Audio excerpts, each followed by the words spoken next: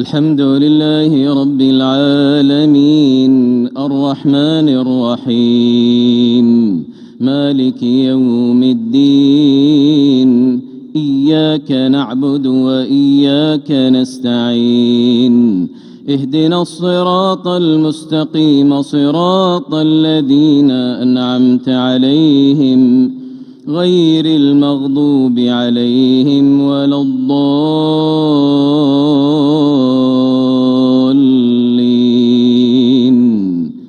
آمين. بسم الله. طه ما أنزلنا عليك القرآن لتشقى إلا تذكرة لمن يخشى تنزيلا ممن خلق الأرض والسماوات العلى الرحمن على العرش استوى له ما في السماوات وما في الأرض وما بينهما وما تحت الثرى وإن تجهر بالقول فإنه يعلم السر وأخفى الله لا إله إلا هو له الأسماء الحسنى. وهل أتاك حديث موسى إذ رأى نارا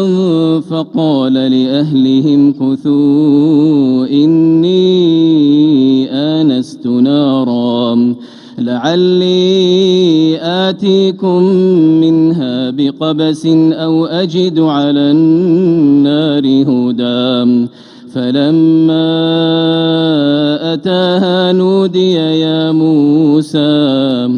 نودي يا موسى إني أنا ربك فاخلع عليك إنك بالوادي المقدس طوى وأنا اخترتك فاستمع لما يوحى إنني أنا الله لا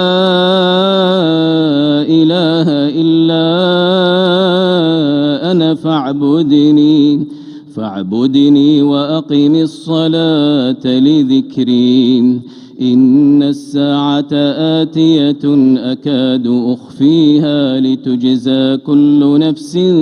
بما تسعى فلا يصدنك عنها من لا يؤمن بها واتبع هواه فتردى وما تلك بيمينك يا موسى قال هي عصاي أتوكأ عليها وأهش بها على غنمي ولي فيها مآرب أخرى قال ألقها يا موسى فألقاها فإذا هي حية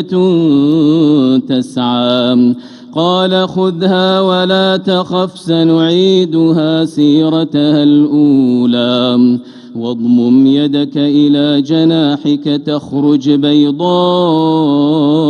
من غير سوء آية أخرى لنريك من آياتنا الكبرى اذهب إلى فرعون إنه طغى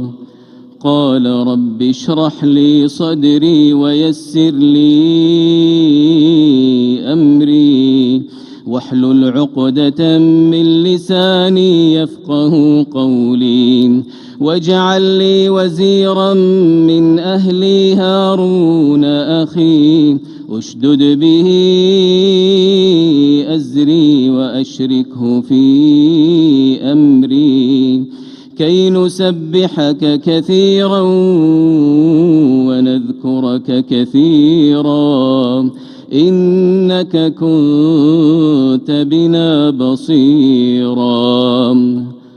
قال قد أوتيت سؤلك يا موسى الله أكبر